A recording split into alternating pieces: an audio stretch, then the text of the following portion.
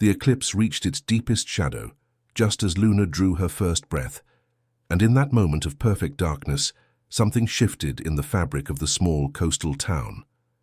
Sage, whose weathered hands had guided countless souls into the world, felt the familiar weight of new life settle into her arms, but this time accompanied by something she had never experienced before, a gentle vibration that seemed to emanate from the child herself, like the memory of distant bells ringing underwater. Luna's eyes opened in the dimmed light, clear and alert in a way that newborn's eyes rarely were, and Sage watched with growing wonder as the baby's gaze followed invisible currents through the cottage air. Those tiny eyes tracked movements no one else could see, following what appeared to be graceful dancers weaving between the furniture around the ceiling beams, through shafts of filtered light that somehow seemed warmer than they should have. Being across the town, every sleeping soul began to dream the same dream without knowing it. They found themselves standing on shores of liquid silver, watching paths of light stretch toward horizons that felt like home. Children smiled in their sleep, while adults woke with tears of inexplicable joy on their cheeks, carrying within them the echo of a lullaby they couldn't quite remember, but would hum unconsciously for days to come. When Luna finally closed her eyes to sleep, the cottage filled with the softest humming, a sound so faint it might have been the whisper of stars settling into their evening positions. Sage had heard her grandmother speak of such things in hushed tones by winter fires, stories of children born during celestial events, children who arrived carrying pieces of the space between worlds in their hearts. She had always thought them beautiful tales meant to add wonder to ordinary nights. But now, holding this extraordinary infant, she understood that some stories were simply truths waiting for the right moment to reveal themselves. The eclipse began to release its hold on the sun, and as normal light crept back into the world, Sage recognized something ancient in Luna's presence.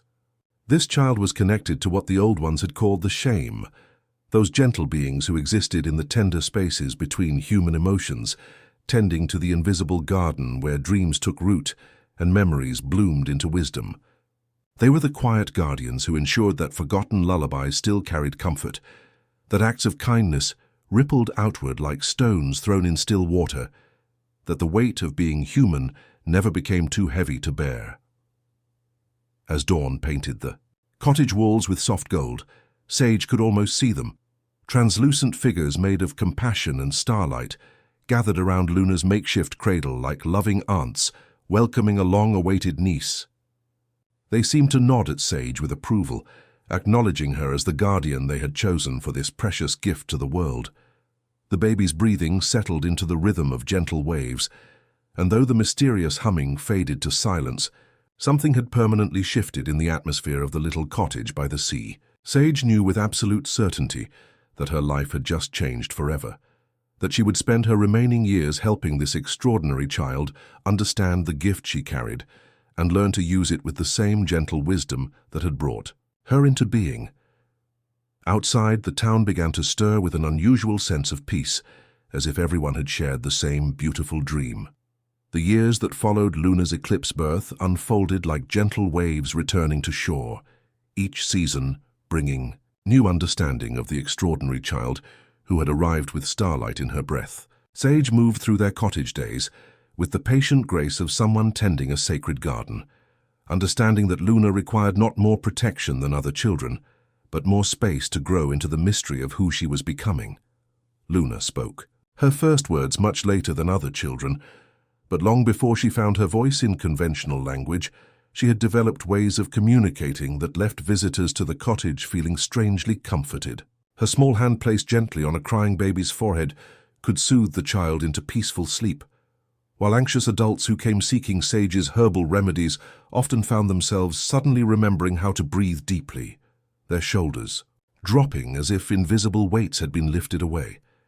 By her third summer, Luna had developed an unusual relationship with the objects that filled their home. She would gravitate toward things that others might overlook. A chipped teacup that had belonged to Sage's grandmother, a wooden rocking chair worn smooth by generations of use, a music box whose melody had long since grown silent. When Luna held these items, her small fingers would trace their surfaces, as if reading invisible stories written in their scratches and worn places. The teacup, Sage noticed, seemed to pulse with the echo of patient morning conversations. Decades. Thav shared confidences over steaming tea. The rocking chair hummed with the memory of lullabies sung and stories told, a gentle vibration that Luna could feel beneath her fingertips. Even the silent music box carried something precious, the ghost of dancing, the joy of celebration, the bittersweet beauty of moments that had passed but were not forgotten. Sage watched these interactions with growing wonder and began to understand that Luna wasn't simply imagining these connections.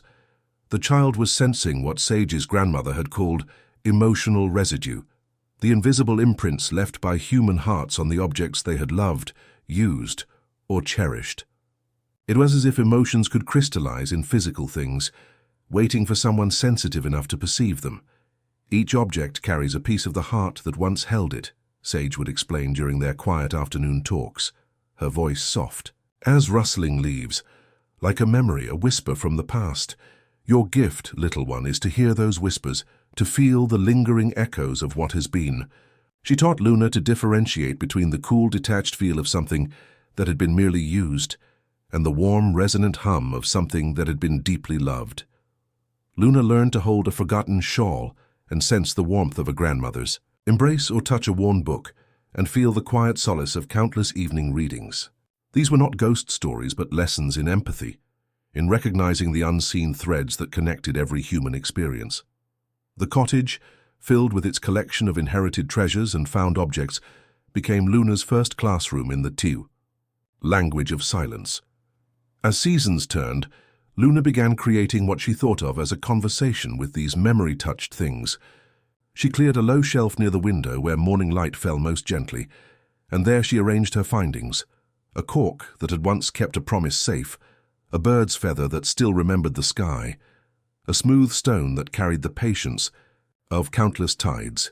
It wasn't quite a shrine, not yet, but rather an ongoing dialogue between past and present, between what had been loved and what continued to love. Sometimes, just before sleep, Luna would feel the presence of the shame, like a drift of shore breeze through her half-open window. They never told her what to do, never overwhelmed her with instruction. Their nearness simply affirmed what she was beginning to understand, that care was a form of listening, that the ordinary world held secret warmth if you stayed long enough to feel it, and that her gift was not a burden to carry, but a bridge, to build between hearts that had forgotten how to speak to each other directly. On quiet mornings, when the town yawned and the shore was scattered with yesterday's tide gifts, Luna would walk hand in hand with Sage, searching not for treasure, in any conventional sense, but for what still remembered love. And when she found it, she would carry it home as gently as a sleeping bird, certain without knowing why that this too belonged to their ongoing work of tending to the world's forgotten tenderness. As Luna's understanding deepened with each passing season, her collection began to call to objects rather than simply waiting for them to appear. She developed an instinct that drew her toward things that had been discarded, not because they were broken, but because they carried too much weight for their previous owners to bear. Her walks through the town became gentle pilgrimages, her small hands reaching for items that hummed with stories no one else could hear. In the dusty corner of Henderson's antique shop, she discovered a music box whose mechanism had long since seized, its tiny ballerina frozen mid-pirouette in a pose that spoke of interrupted joy. To anyone else it was merely broken merchandise marked for disposal, but when Luna cradled it in her palms, she felt the vibrant echo of a child's birthday party, the breathless excitement of a first dance lesson, the sweet ache of innocence. That had bloomed and faded like morning glory. The box didn't need to play its melody. It sang a different song entirely, one only Luna could perceive. Another afternoon brought the discovery of a photograph tucked between the pages of a book in the lending library's donation pile. The image had faded beyond recognition. Faces dissolved into suggestions of light and shadow, but Luna could feel the warmth radiating from its surface like stored sunlight. When she held it, she sensed shared laughter echoing across decades, the quiet strength of bonds that had outlasted even memory. Love so deep, it had crystallized in silver and paper and refused to fade completely. Perhaps the most profound find was a letter, still sealed. its yellowed envelope addressed in careful script to someone who had never received it. Luna never considered opening it, understanding instinctively that its power lay not in words, but in the unexpressed emotion that had given it life.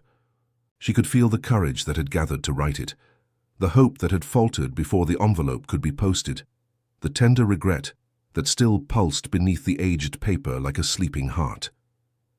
These discoveries found their way to Luna's room, where her sanctuary had evolved beyond a simple shelf into something that drew visitors like moths to gentle flame. The cottage began receiving unexpected guests, neighbors who claimed they were simply checking on Sage, but found themselves lingering in Luna's doorway, drawn by an atmosphere they couldn't name, but immediately recognized as healing. Mrs. Chen, from the bakery, arrived one grey afternoon, carrying her grandmother's rolling pin, worn smooth by decades of bread-making. She explained haltingly that it felt too heavy to use but too precious to store away. And when Luna accepted it with the same reverence she showed all her treasures, Mrs. Chen left with lighter steps and the first peaceful sleep she'd experienced in months.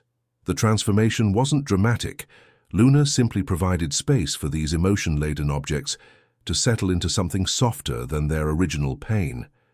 Like sea glass worn smooth by endless tides, the sharp edges of grief and loss gradually rounded into something more bearable, more beautiful. Her room became a place where the weight of memory could rest without crushing the present, where love could continue its quiet work, even after its original vessel had moved beyond reach. In the evening light that slanted through her windows, Luna could see the Shaym more clearly now, faint shimmers moving among her collection like gardeners tending invisible flowers.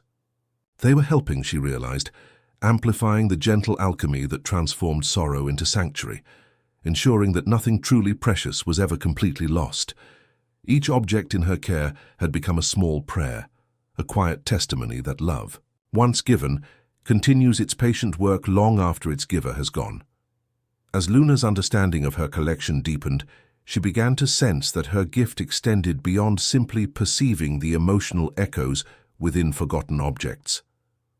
The realization came gradually, like morning mist lifting from the harbor, revealing something that had always been there, but had needed time and patience to become visible.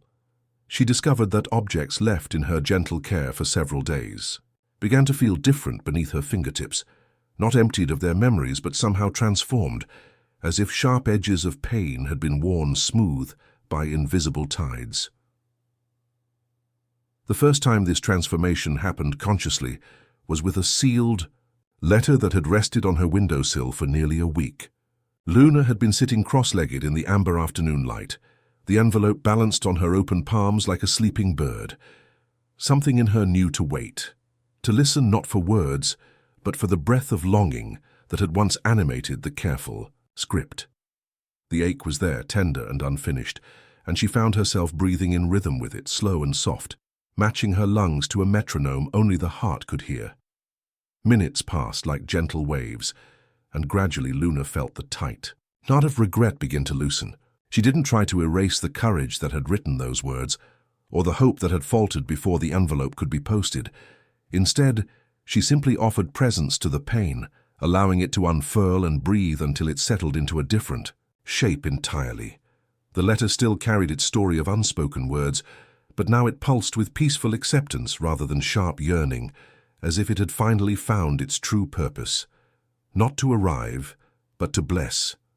Word of this gentle alchemy spread through whispered conversations over garden fences and quiet exchanges at the market. Thomas, the weathered fisherman whose wife had passed the previous winter, arrived one grey afternoon carrying his wedding ring in trembling hands.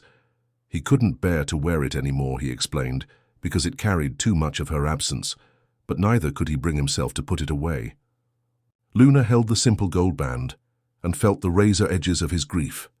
Decades of shared mornings, the phantom weight of fingers that would never again slip through his own, the cruel silence where her voice should have been. She didn't attempt to strip away these feelings, understanding instinctively that such erasure would be a kind of theft. Instead, she cradled the ring and let herself feel its complete story. Not just the grief, but the joy that had preceded it, the quiet contentment of shared years, the profound gratitude that such love had existed at all. Like sea glass worn smooth by endless tides, the sharp edges of pain gradually transformed into something more bearable, more beautiful. When Thomas returned a week later, the ring still carried all its memories, but they had settled within a larger container of thankfulness, wrapped in recognition that some loves are so deep they transform even loss into a kind of gift. Other hearts carrying similar burdens began to find their way to Luna's door. Maria brought her son's baseball glove, stiff with the weight of games they'd never played together now that he'd grown and moved away. An elderly man carried a child's crude drawing of a house, thick with years of unanswered longing for a son who had left and never returned. Each person arrived with objects that had become altars to absence, and each left carrying treasures that could hold presence instead. Sage watched these developments with the careful attention of a gardener tending delicate seedlings, recognizing that Luna's gift was growing stronger, but also more demanding. During their evening talks, she began teaching Luna about boundaries, about protecting her own emotional well-being while serving others. "You cannot pour from an empty vessel," she would remind Luna, her voice soft as rustling leaves. "Your gift is precious precisely because it comes from a full heart, not a depleted one." The Shaym seemed to approve of this deeper work, their presence becoming more noticeable during Luna's transformative sessions, moving like gentle wind through her room as if lending their ancient wisdom to the process. Sometimes Luna could almost hear them whispering encouragement, reminding her that healing was not about fixing what was broken, but about helping people remember that even broken things could be beautiful, could still serve love in ways they had never imagined. As autumn painted the coastal town in shades of gold and crimson, Luna's sanctuary had evolved into something unprecedented, a place where the past could rest without haunting the present, where memories could be held with gratitude instead of grasped with desperation, where the quiet work of love could continue, even after its original form had changed beyond recognition. The lighthouse had been calling to Luna long before she understood the nature of its summons, its evening beacon sweeping across the harbor, like a patient hand reaching through darkness to touch each worried heart along the shore. Every twilight walk with Sage brought them past the weathered tower, and Luna would pause at the salt-worn gate, her fingers tracing the iron bars, while something deeper than curiosity hummed beneath her ribs, a recognition she couldn't yet name, but felt with the certainty of tides. When Tobias finally invited her inside on a fog-heavy evening in early autumn, Luna immediately understood what had been drawing her. The lighthouse wasn't merely a building, but a living repository of gratitude, every stone infused with the relief of countless sailors who had seen its light cutting through storm and darkness, and known they were safe. The spiral staircase beneath. Her feet carried echoes of hurried climbs during tempests, while the lamproom itself pulsed with decades of faithful vigil, each night's service adding another layer to the tower's invisible warmth. Tobias moved through his evening rituals with the unhurried precision of someone who understood that some responsibilities transcend personal convenience.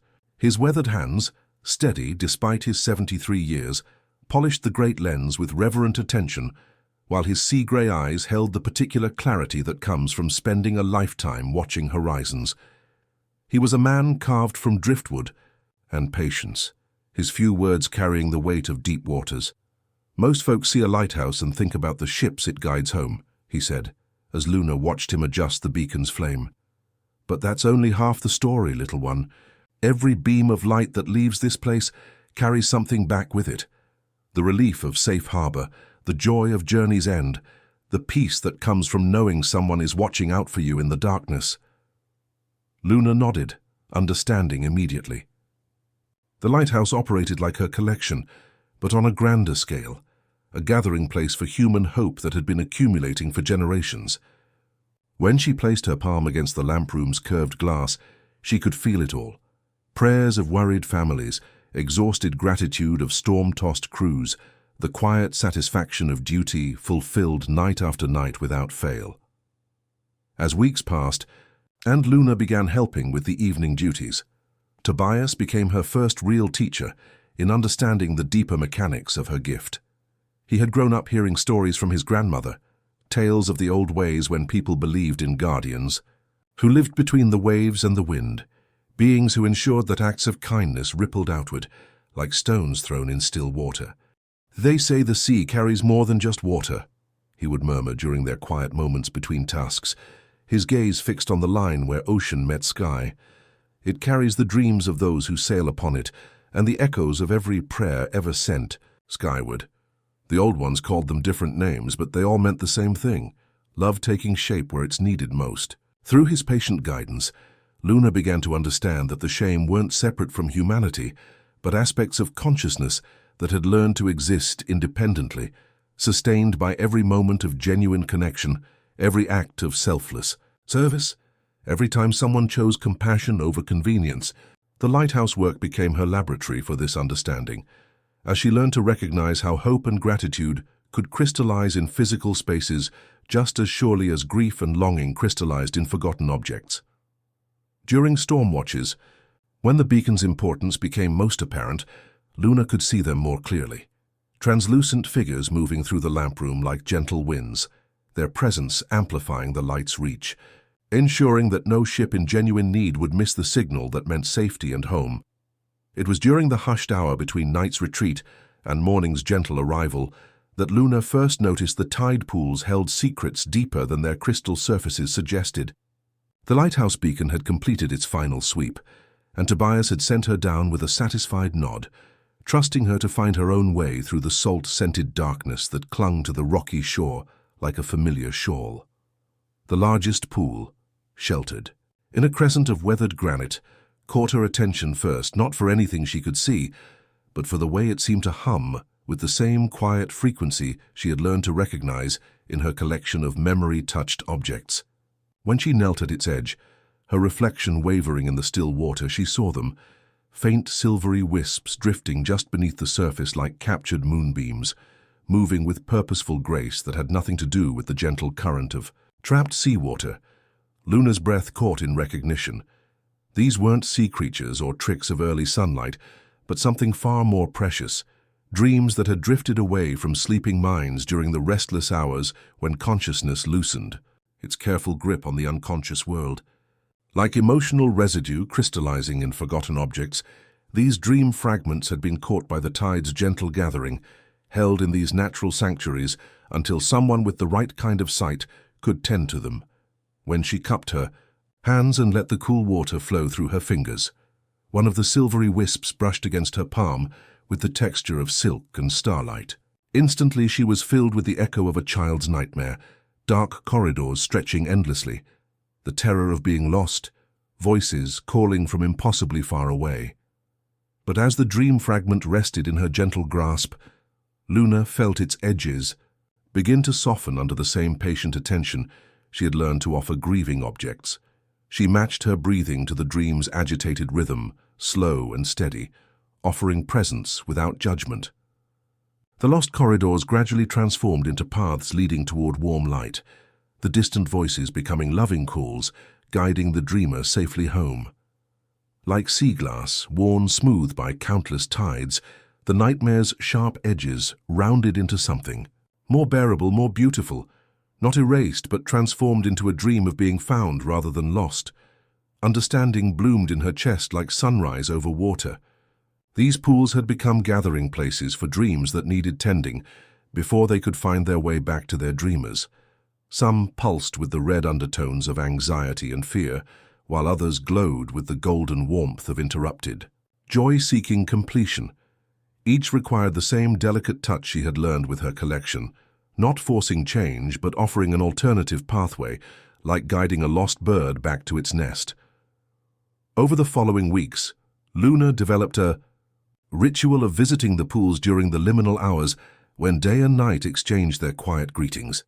She learned to recognize the different textures of dream stuff, nightmares that needed gentle transformation, beautiful visions that had been interrupted and required completion, healing dreams that carried messages from the deep wells of wisdom that spoke through symbol and metaphor. The work demanded extraordinary gentleness, as dreams proved even more fragile than the emotional echoes in her treasured objects.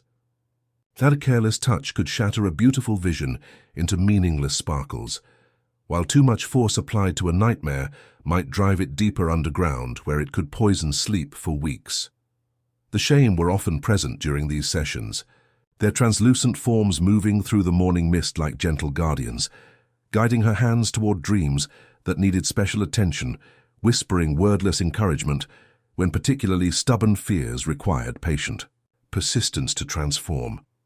News of the town's improved rest traveled in the way such things do, through casual mentions over morning coffee, through the relaxed shoulders of neighbors who had been carrying invisible burdens for months.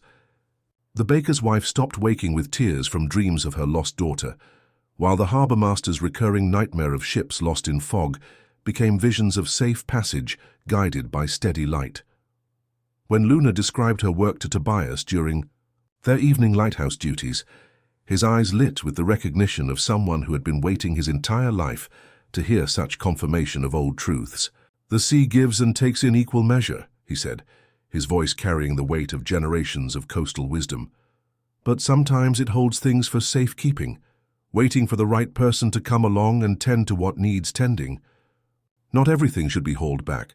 Some nightmares come to warn, some sorrow comes to teach. Your job is what it's always been, to hold, to listen, to help the right ones find their way."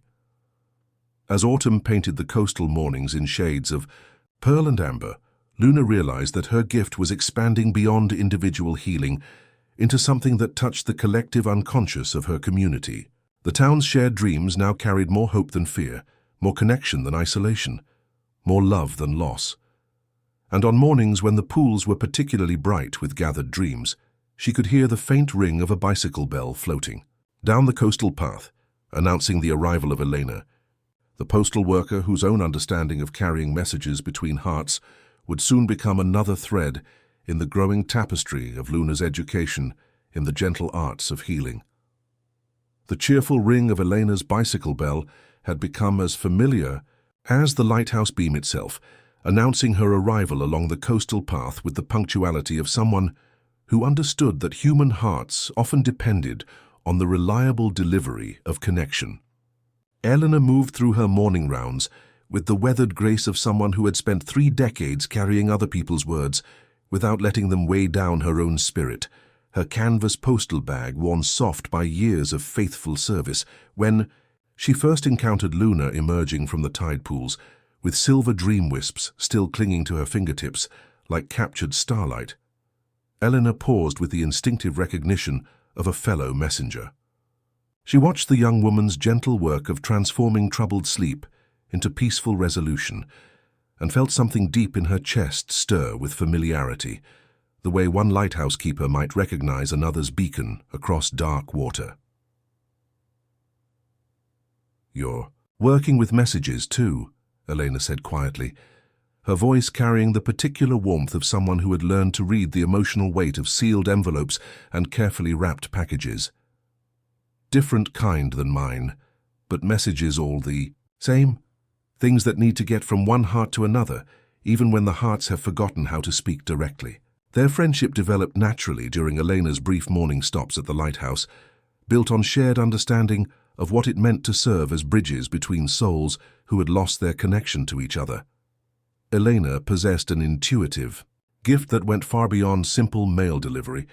She could sense the emotional texture of correspondence by touch, distinguishing desperate letters from joyful ones, recognizing which packages had been wrapped with trembling hands versus those prepared with confident care. During quiet moments in the small post office, Elena shared her most profound discovery with Luna, a collection of letters that had never been sent, messages that carried such weight of emotion they had become too precious or too frightening for their senders to release into the world. She kept them in a wooden box beneath the counter, each envelope a testament to courage that had gathered but never quite reached the moment of sending. "Some carry apologies that were written but never delivered," Eleanor explained, her weathered fingers handling each piece with reverence. "Others hold love confessions that seemed too vulnerable to risk, or gratitude so overwhelming it couldn't find adequate words. They're like your dream fragments, communications that got caught between intention and expression, waiting for someone who understands their true purpose." Luna immediately recognized the similarity to her own work. These unsent messages carried tremendous emotional residue, love that had never found its voice, hopes that had crystallized into paper and ink but never learned to travel. Working together, she and Elena developed a gentle practice of tending to these orphaned communications, not reading them, but simply offering the same patient presence Luna brought to her other healing work. Through Elena's patient teaching, Luna began to understand that the Shaym functioned as the ultimate postal workers of the emotional landscape, ensuring that messages of love and healing reached their intended destinations even when conscious minds couldn't recognize what they needed to receive. They carried emotional truths between hearts that had forgotten the language of direct communication, working through dreams, through sudden impulses to reach out to distant friends, through the mysterious process by which forgiveness sometimes arrived unbidden in previously wounded hearts. As autumn deepened and the lighthouse beam began cutting through earlier darkness, Luna realized that Elena had revealed another essential aspect of her gift. She wasn't just healing individual wounds or transforming isolated dreams. She was helping to repair the vast network of connection that allowed love to flow freely between souls, ensuring that no message of genuine importance would remain forever, trapped in the space between intention and expression. The town's conversations were becoming more honest, its apologies more readily offered, its expressions of love more courageous, as if the very air had learned to carry kindness more efficiently than before. The Festival of Quiet Lights arrived with Luna's 15th autumn, carrying an anticipation that hummed through the town like distant music, as if the very air had been holding its breath for this particular evening. The tradition remained unchanged, families gathering along the waterfront as twilight painted the sky in shades of pearl and rose, each person carrying a paper lantern inscribed with wishes that had been whispered to empty rooms or carried silently, in hearts too careful to speak them aloud. But Luna's expanding sensitivity transformed her experience of the beloved ceremony entirely. As she moved among the lantern makers in the golden hour before sunset, helping children fold their hopes into delicate vessels and steadying elderly hands as they wrote their careful prayers, she could feel the emotional weight radiating from each luminous creation like warmth from banked coals. Some lanterns pulsed heavy with desperation, their paper walls straining to contain wishes born from deep need, prayers for healing, for reconciliation, for the return of what had been lost. Others floated light as dandelion seeds, carrying hopes so pure they seemed to lift themselves, wishes for simple happiness, for continued love, for the small daily miracles that made life bearable and beautiful. A young boy with serious eyes handed Luna a lantern containing just one word written in careful block letters: "Sorry." He didn't explain and she didn't ask, understanding that some messages carried their own complete stories. She helped him set it gently on the dark water, watching as it joined the growing constellation of lights, drifting toward the horizon, where sea met sky in a line of deepest blue. As more lanterns joined the gentle flotilla, their combined glow creating paths of gold across the harbor, Luna noticed something extraordinary happening at the edge of her vision. The Shaym, usually visible only as faint shimmers in her peripheral sight, were becoming more apparent to others, their translucent forms gathering around the floating lights like gentle guardians drawn by the concentrated hope and longing of the gathered community. Mrs. Patterson, the elderly librarian, gasped softly and pointed toward a cluster of lanterns, where silvery figures seemed to be guiding the paper vessels into formation, ensuring that none would drift alone into the darkness. Young Timothy, who had always seen the world with particular clarity, clapped his hands with delight and called out, "The light helpers are here. They're making sure all the wishes find the right way." Luna felt her heart expand with recognition and wonder. The concentrated emotional energy of the festival was thinning the veil between worlds, allowing others to glimpse what she had been seeing all along. The Shaym weren't separate beings imposing their will upon human affairs, but aspects of love itself made visible, the force that ensured no genuine wish for healing or connection would drift away unattended. Elena, standing nearby with her own lantern cradled in weathered hands, leaned close to Luna and whispered, "This is what it must have been like in the old days, when people knew they weren't alone in the world, when they trusted that love was always working even when they couldn't see it. As the last lanterns disappeared into the gentle darkness, their lights becoming indistinguishable from stars reflected on the water's surface, Luna understood that something fundamental had shifted in her community. The festival had become more than tradition. It had become recognition, a collective acknowledgement that the invisible forces tending to human hearts were not myths, but present realities, waiting patiently for invitation to participate more directly in the work of healing and connection.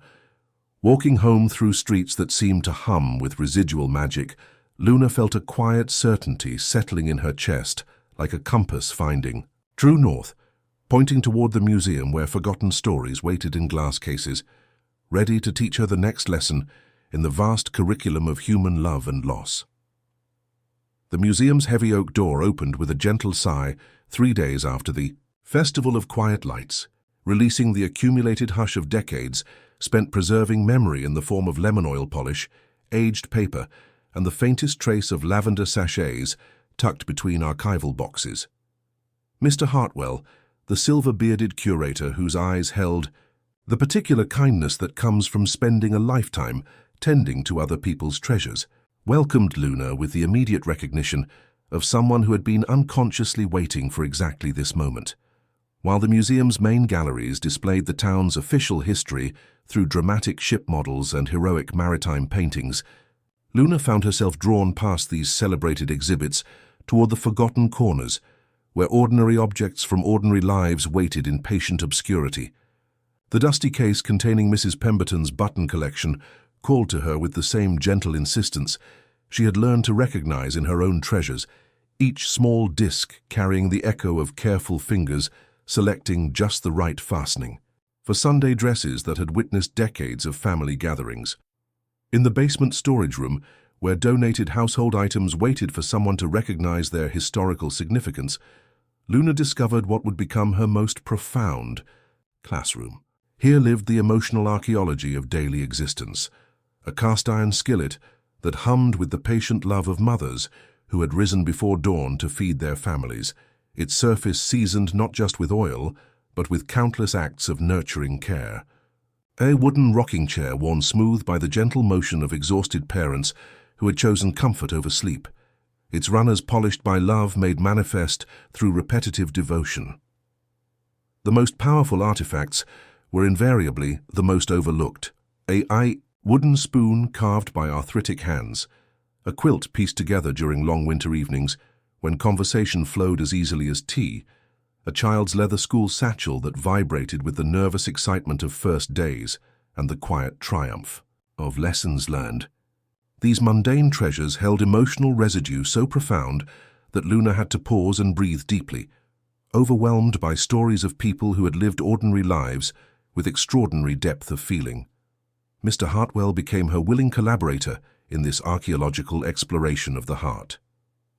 He had spent 40 years cataloguing the town's documented history, but Luna's gift revealed the secret narrative that lived in the spaces between official events, the private joys and sorrows that had shaped homes and hearts long after public celebrations and tragedies had been recorded and filed away. "You're reading the real story," he told her during one of their quiet afternoon conversations, his voice carrying the wonder of someone discovering that his life's work had been preparation for something far more significant than preservation. "All these years I thought we were saving objects, but you're showing me that what we've really been collecting are the feelings that made those objects precious in the first place." The museum's atmosphere began to shift under Luna's gentle influence, visitors lingering longer than expected, drawn by an indefinable sense of connection that went beyond intellectual curiosity. Children who usually grew restless among glass cases would stand quietly before displays of antique toys, sometimes reaching toward an unseen warmth, while adults found themselves unexpectedly moved by exhibits they had previously dismissed as boring. As winter settled over the coastal town, Luna understood that the museum was teaching her something essential about memory itself, that the past wasn't a foreign country, but a living presence continuing to influence the present through emotional imprints, and her gift allowed her to serve as translator between then and now, helping both the living and the remembered find peace in their ongoing dialogue across time. Elena's canvas postal bag began carrying more than letters that winter, becoming a vessel for the kind of correspondence that traveled between hearts rather than addresses. The insight arrived during one of their quiet afternoons sorting mail. In the museum's back room, where Mr. Hartwell had begun leaving out a tray of tea that steamed like small prayers in the cold air, Eleanor held an envelope that had been returned 3 times, its destination unknown, and looked at Luna with the expression of someone who had just discovered a new continent on a familiar map. "There are people writing to us from places I've never heard of," Eleanor said, her weathered fingers tracing the careful script of distant longing. "Letters addressed to the lighthouse town, or where hearts find rest. Word is spreading in ways that have nothing to do with postal routes, traveling on currents I don't understand, but recognize as surely as I know the weight of homesickness." In an envelope. The letters came from impossible distances: a widow in Montana whose grief felt crystallized in winter air, a young father in Maine whose worry kept him pacing kitchen floors at 3 in the morning, an elderly woman in Oregon whose loneliness had grown so dense it seemed to bend light around her empty rooms. Luna could feel their emotional weight before Eleanor even opened her bag. Stories of people who had heard whispers of a place where the weight of being human became more bearable. Reading these letters became Luna's evening ritual beside the lighthouse beacon, each stranger's pain settling into her awareness like seeds finding fertile ground. She never offered advice in her responses, understanding that healing rarely came through instruction, but through witness, through small reminders that someone else understood the particular texture of their struggle. Instead, Luna began an experiment that felt as natural as breathing. She would select objects from her collection that had learned specific lessons: a stone from the tide pools that carried the memory of patience, a piece of driftwood that held the wisdom of surrender, pressed, flowers that pulsed with the quiet joy of surviving winter to bloom again. She would spend days holding each chosen item, allowing it to absorb the emotional resonance needed for its distant journey, transforming it into a carrier of comfort. A businessman in Chicago received a smooth gray pebble that now lived in his pocket, somehow reminding him during stressful meetings that there were forces in the world working for peace rather than profit. A teacher in Texas framed the pressed violet Luna had sent, watching it calm even her most restless students with its quiet presence. Each package was wrapped with the same careful attention Luna brought to all her healing work, infused with gentle energy that traveled invisible highways between souls. The responses that arrived weeks later carried transformed emotional signatures, letters, written with steadier hands, words that breathed more easily on the page, gratitude that felt warm rather than desperate. Through these distant correspondences, Luna began to understand that her gift operated beyond physical proximity, that emotional alchemy could be transmitted through intention and received by hearts ready to accept healing. The Shaym were particularly active during these evening sessions, their translucent forms moving through the lighthouse beam, as if riding the light itself toward distant shores, where lonely hearts waited for reminders that they were not forgotten. Sometimes Luna could sense their presence arriving in far-off bedrooms and kitchen tables, delivering comfort with the same faithful reliability that had guided ships safely home for generations. As winter began its slow retreat towards spring, Luna realized her work was expanding beyond her coastal community into something that resembled Elena's postal routes, but operated on the invisible pathways where love traveled between souls who had never met but recognized each other across the vast distances of human experience, each small package becoming a bridge between hearts that had forgotten how to hope. Spring arrived with the gentleness of a long-held breath finally released, bringing with it a young man who stepped off the coastal bus carrying nothing but a worn leather satchel and the kind of exhaustion that settles deep in the bones when a soul has been running from itself for too long. Adrian moved through the town with careful steps, his dark eyes scanning the horizon as if searching for exits, even as he claimed to be seeking rest, surrounded by what Luna immediately recognized as the jagged emotional signature of recent heartbreak. Beautiful, but sharp enough to draw blood from anyone who tried to touch it carelessly. Luna noticed him from her afternoon perch near the tide pools, drawn not by his appearance, but by the complex energy that radiated around him like broken glass catching sunlight. Here was a creative spirit that had been wounded by betrayal, artistic dreams that had been twisted into weapons against his own heart, the particular ache that comes from discovering that someone you trusted had been using your vulnerabilities as ammunition. Yet beneath the sharp edges of his pain, she sensed something else, a vibrant undercurrent that hummed like tide-warmed stones, something that wanted to make, to mend, to be useful again. When Adrian approached Sage's cottage that first evening, asking quietly about a room to rent, Luna could feel the weight of his story before he spoke. "I heard there might be something available," he said, his voice carrying the careful neutrality of someone who had learned to expect disappointment. Something quiet, away from the world for a while, but Luna sensed the deeper truth beneath his polite request. This was a man whose faith in human connection had been shattered so completely that even asking for shelter felt like an act of dangerous courage. Sage, with her lifetime of reading, hearts through the language of posture and breathing, immediately understood what stood before her. "The room above the bookshop has been waiting for someone," she said gently, not mentioning that it had been empty for 3 years, not explaining why she suddenly felt certain it had been waiting specifically for him. "Mrs. Chen keeps the key. And breakfast is included if you don't mind eating with the early fisherman." Their first real conversation happened by accident, or perhaps by the kind of intention that operates below conscious awareness.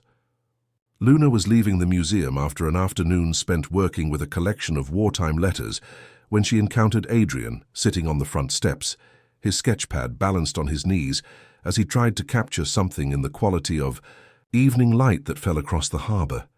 "It's different here," he said without looking up from his drawing, speaking to her as if they had been in the middle of a conversation for hours. "The light, I mean. It holds things instead of just illuminating them. Like it's been gathering stories and reflecting them back in ways that make you remember what beauty actually feels like." Luna settled beside him on the stone steps, understanding that this moment required the same gentle attention she brought to frightened dreams in tide pools. "The whole town holds stories," she said quietly.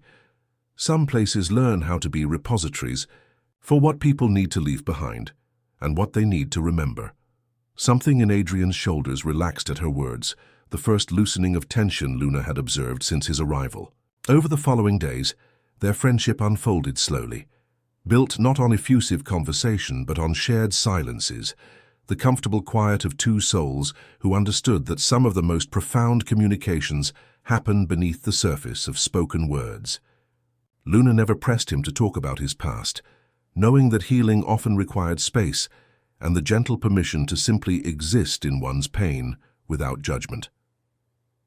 Adrian began joining her evening walks, watching in quiet awe as she tended to the shimmering dream wisps in the tide pools, recognizing in her movements the same intuitive grace he sought to capture in his own art.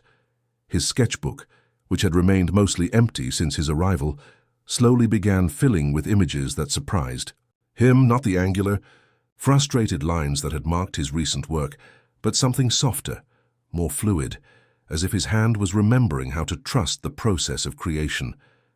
The transformation wasn't dramatic but gradual, like morning mist lifting from the harbor, to reveal familiar shores made new by changing light. On a late afternoon washed in pearl light, Adrian mixed a shade he swore he had never seen on any chart, a tender tone that hovered between blue and breath, settling on the canvas like a memory, finally welcomed home. "What do you call this?" he asked, puzzled and a little awed by the color that had emerged from his palette, without conscious intention. Luna watched the paint dry with the gentle satisfaction of someone witnessing a soul remember its own capacity for beauty, while around them the shame gathered like approving aunts, drawn to the creative spirit that was learning to trust again. "I think that one," she said very softly, "is called returning." Adrian's transformation revealed itself first in the colors that began appearing on his palette, hues that seemed to exist in the spaces between traditional pigments, shades that carried emotional weight rather than simple visual impact. Luna watched from her quiet corner of his studio as he mixed what he called the color of being understood, a soft grey blue that somehow conveyed the feeling of a gentle hand on a worried shoulder, paint that seemed to breathe with its own quiet life. Their collaboration emerged as naturally as morning mist rising from the harbour. Luna would bring small treasures from her collection, a shell that hummed with the patience of countless tides, a piece of driftwood that held the wisdom of surrender, and Adrian would hold these objects while he painted, allowing their emotional signatures to guide his brush across canvas like invisible currents directing a boat towards safe harbour.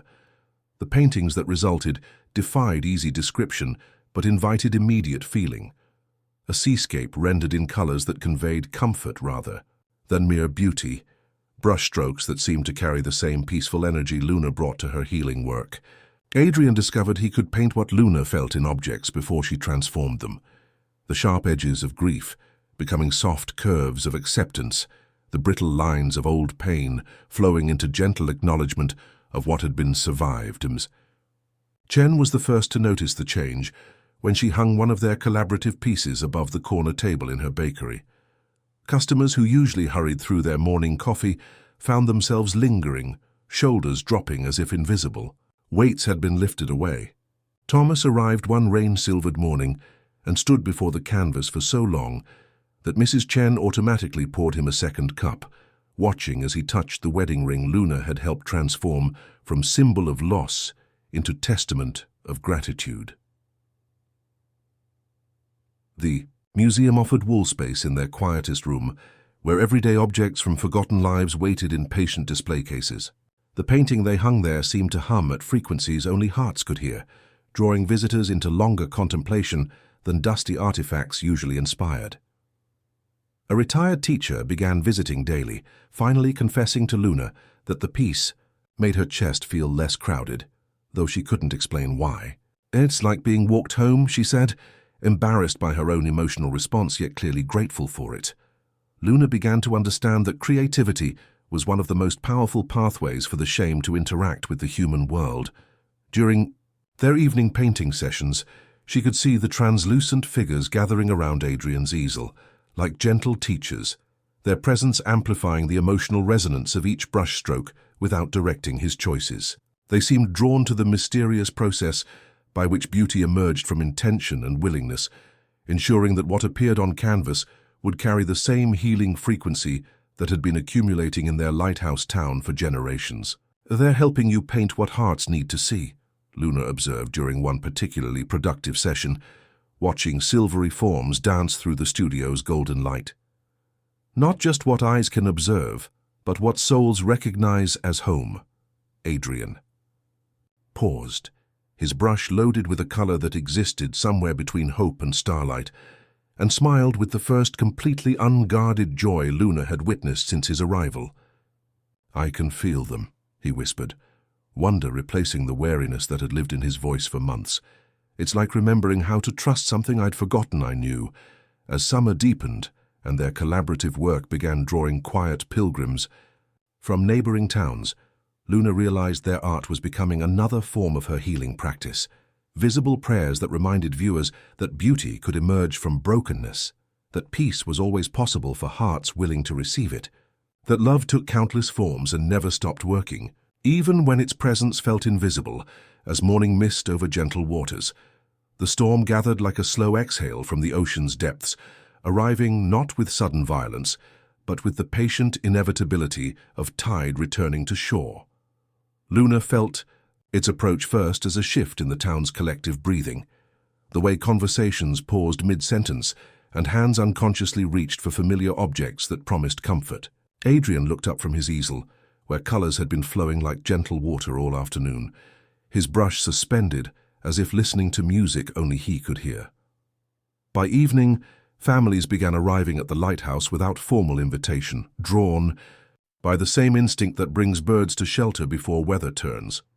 Tobias opened the heavy door to faces painted gold by lamplight, Mrs. Chen carrying her youngest daughter, Elena, with her postal bag still slung across her shoulder, the museum curator, Mr. Hartwell, moving carefully up the spiral stairs with Sage's steadying hand on his elbow.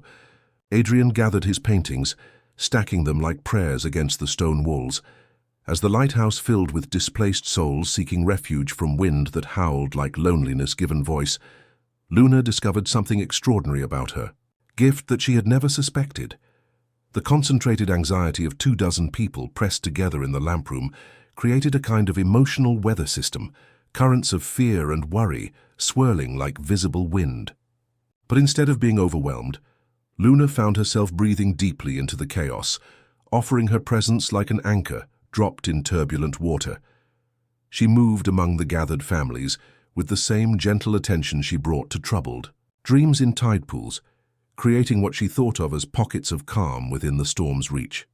Where children cried with the particular desperation that comes from watching adults worry, Luna's quiet presence seemed to slow time itself, allowing breath to deepen and small hands to unclench from their grip on fear. She wasn't erasing anyone's concern, but rather offering an alternative frequency, the way a lighthouse beam cuts through darkness without fighting it.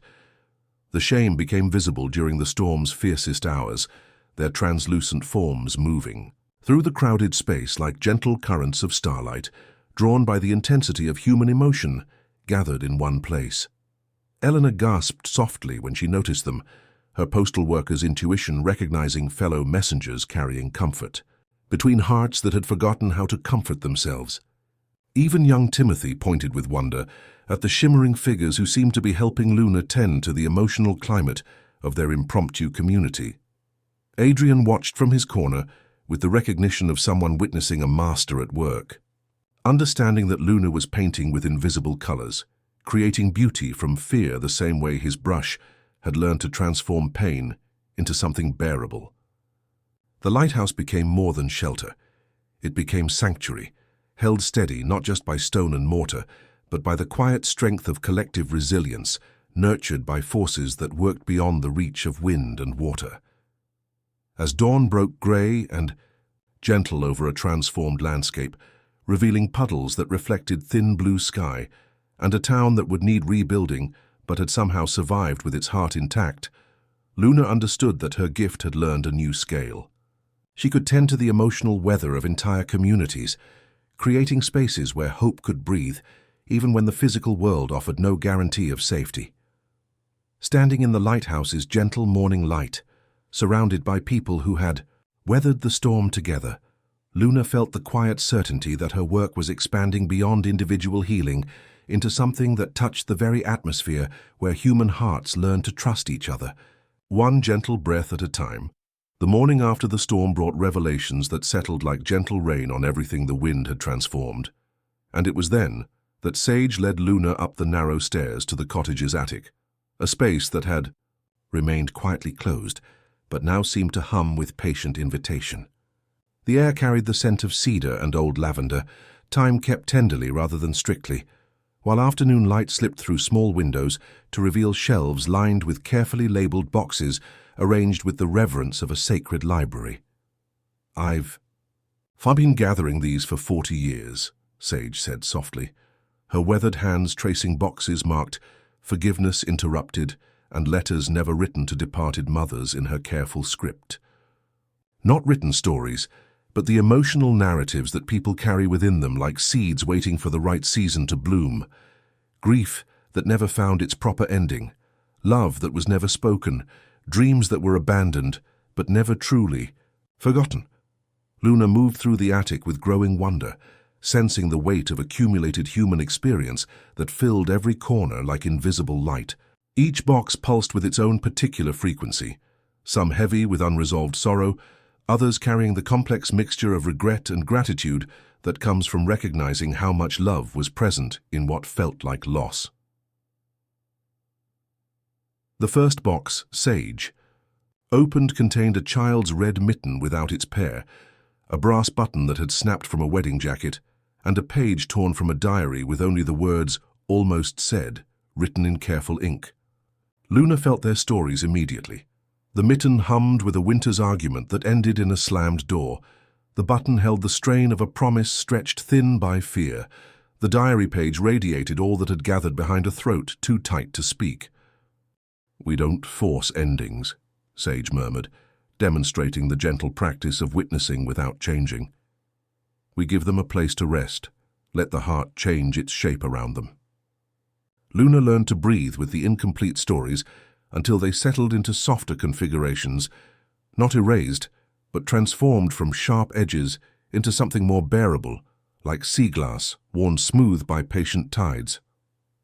Working with these complex, emotional tapestries required everything Luna had learned about presence, but demanded something more: the ability to hold contradictions simultaneously, to understand that healing sometimes meant accepting incompleteness rather than forcing. Resolution.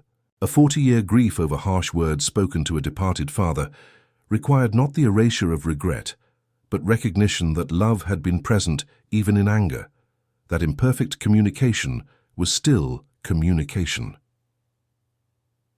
The shame moved through the attic, like gentle librarians during these sessions, their translucent forms guiding Luna's hands toward stories, ready to soften while protecting those that still needed to rest untouched.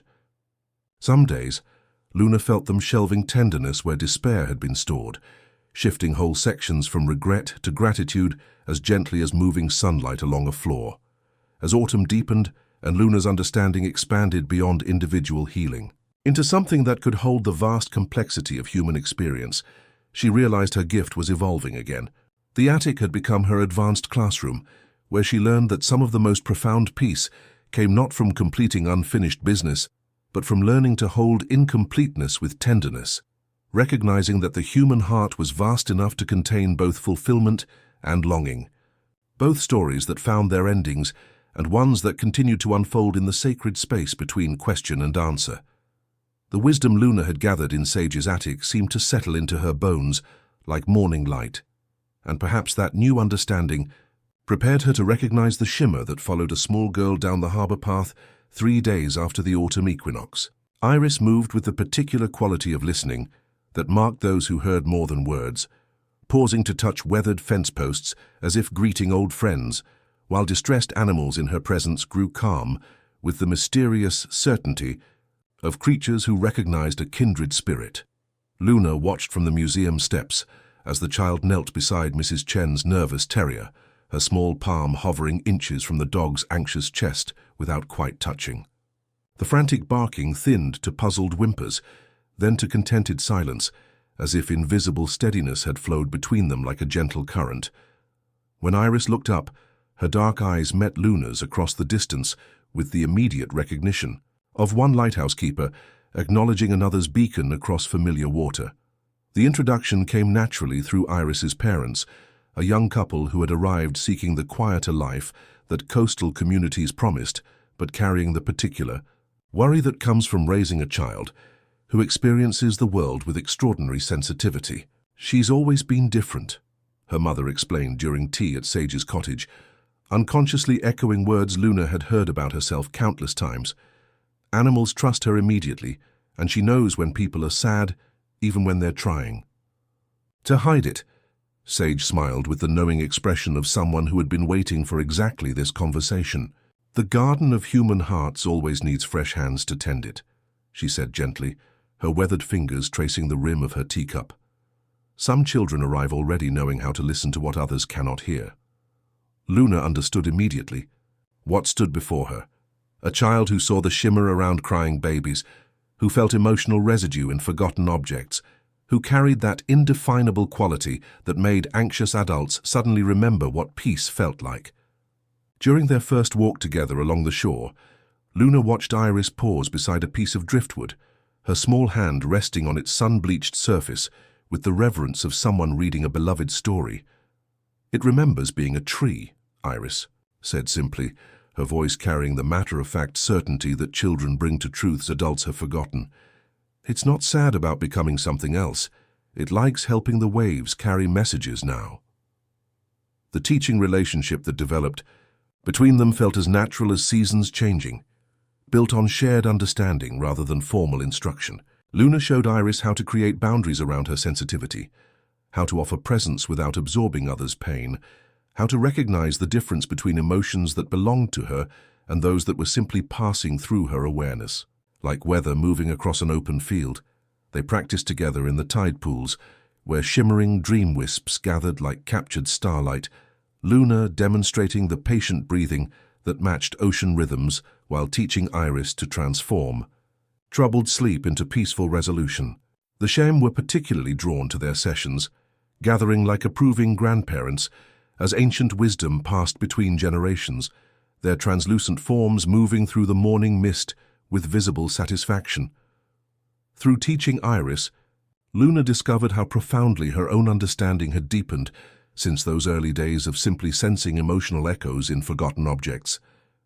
She had learned to work with individual grief and collective anxiety, with dreams that needed transformation and stories that required gentle completion.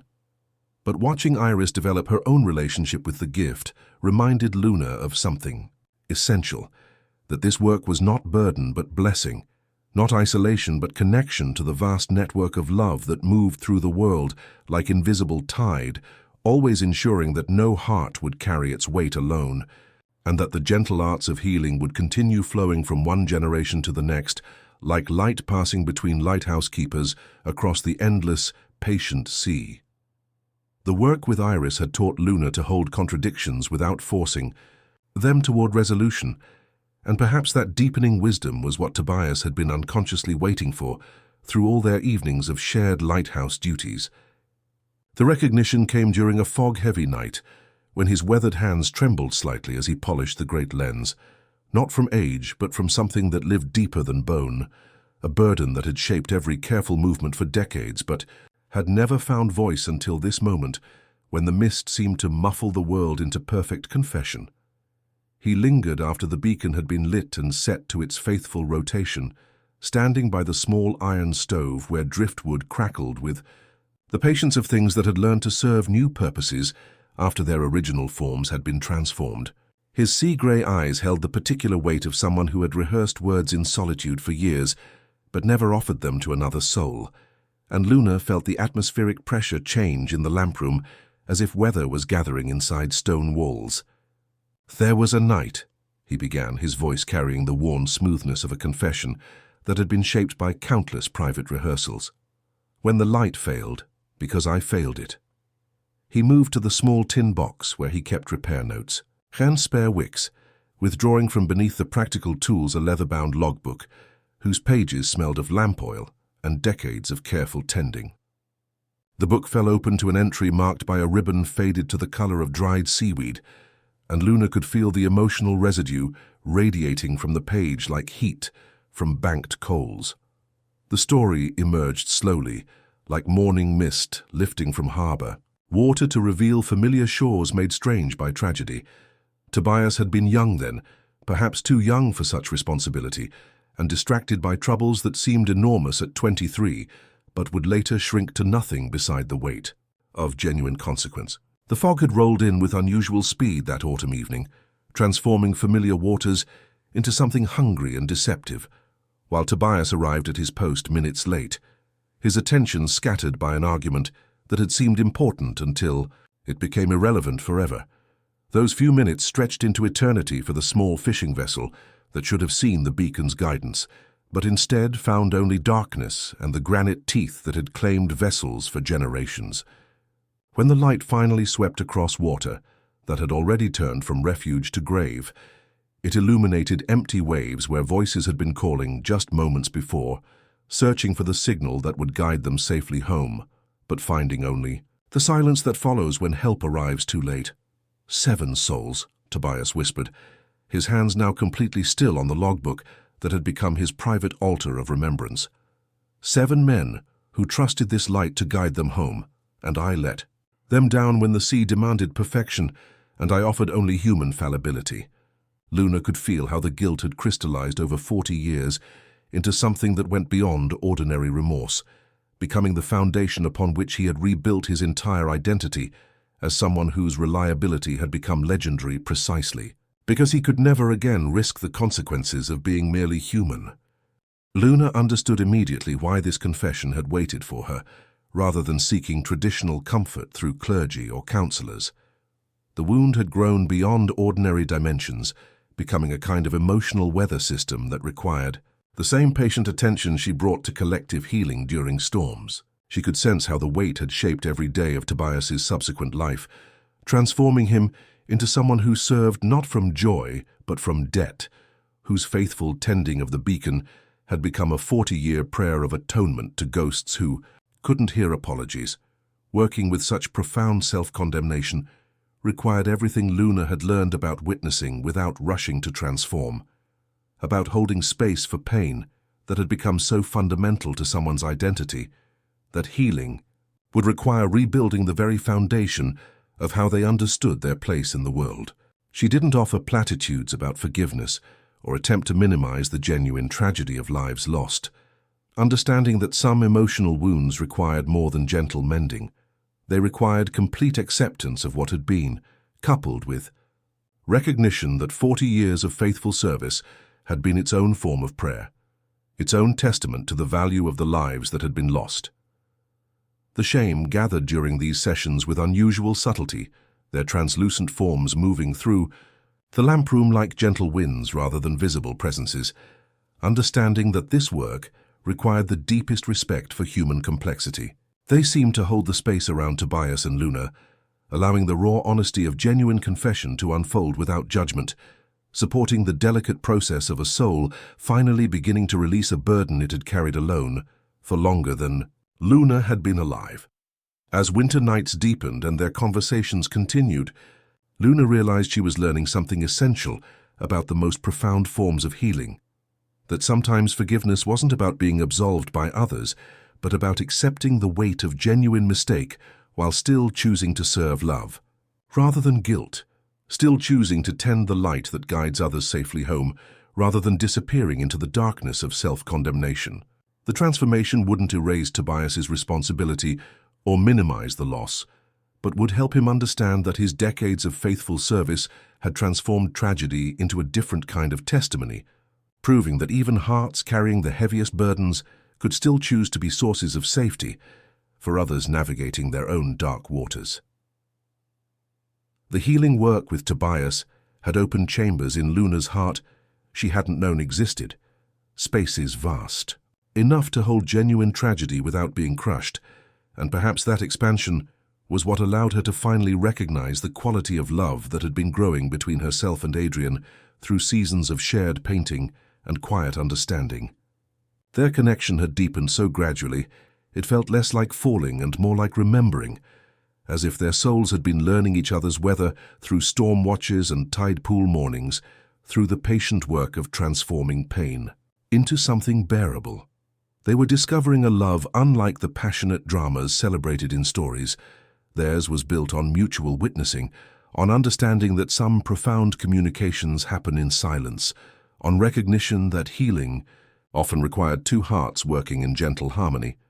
When Adrian mixed colors that had never existed before their collaboration, Luna felt her gift expanding in his presence, as if love itself was another form of emotional alchemy that made both of them more than they could be alone. The decision to marry arrived the way sunrise does, quietly, without spectacle, settling into the natural language their days already spoke. One evening, as they shared a simple meal on the lighthouse steps, the sea wearing its silver-gray shawl, Adrian said almost to the horizon, "I keep trying to think of a word for how this feels, and only come up with home." Luna, who trusted the honest work of simple words, reached for his paint-streaked hand and answered, "Then let's live there." Their ceremony unfolded at dusk, when the town was already in the habit of gathering for light. Sage officiated with words that honored both the mystery of commitment and the practical work of tending to each other's daily needs, while Tobias polished the lens until it held the whole sky, his hands steady in a way that felt earned rather than forced. Elena tied a narrow ribbon around their joined hands, with the competence of someone who had spent a lifetime securing precious parcels, and young Iris scattered shells rather than petals, whispering to each one, "Carry this wish." The shame appeared. As dancing lights in the evening air, visible to everyone gathered, their translucent forms weaving among the small celebration like joy made manifest. Even the children pointed with wonder at the shimmering figures who seemed to bless the union with ancient approval, drawn by the concentrated love of a community celebrating not just a wedding, but recognition that some connections transcend ordinary romance. Adrian's gift to Luna was a painting that captured the moment her hands first touched troubled dreams in tide pools, rendered in colors that existed only in spaces between traditional hues, brushstrokes carrying the same healing frequency that had been accumulating in their town for years. Luna's gift to Adrian was simpler, but equally profound. A smooth stone from the pools that had learned to hold the memory of trust, worn by countless waves until it pulsed with quiet certainty that love was always working, even when invisible. Their first months of marriage unfolded like gentle tide returning to familiar shore, each day bringing deeper understanding of how their individual gifts could serve something larger than either could accomplish alone. Their home above the bookshop became another sanctuary where people arrived carrying burdens and left with lighter steps, not because problems had been erased, but because they had been witnessed by two souls who understood that love was always, transforming what seemed broken into something that could still serve beauty, still contribute to the endless work of helping hearts remember how to trust each other across the mysterious distances between souls. The child who arrived with spring's first gentle breath came wrapped not in ordinary blankets, but in a luminescence that seemed to pulse with the same rhythm as the lighthouse beam, and Luna understood immediately that Maya would carry the ancient work forward in ways no one had yet imagined. Where Luna had been born sensing emotional echoes and learning to transform them through patient presence, Maya emerged into the world with eyes that tracked the shame as naturally as following butterflies through morning air, her tiny fingers reaching toward translucent forms that gathered around her cradle like loving relatives, welcoming a long-awaited child. Adrian watched their daughter with the wonder of someone witnessing new colors being invented, recognizing in her clear gaze the same direct perception that had allowed him to paint emotions before understanding their names. But Maya's gift transcended sensing.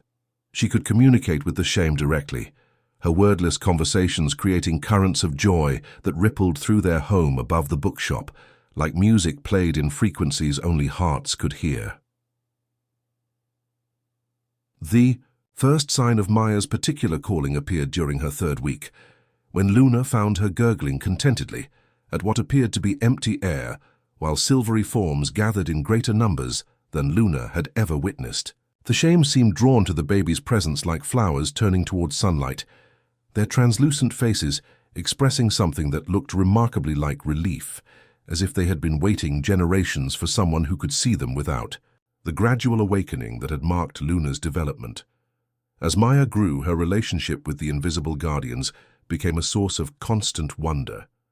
She would laugh at jokes no one else could hear, reach for hands that existed just beyond ordinary sight, and pause in her play to listen with the focused attention of someone receiving important instructions.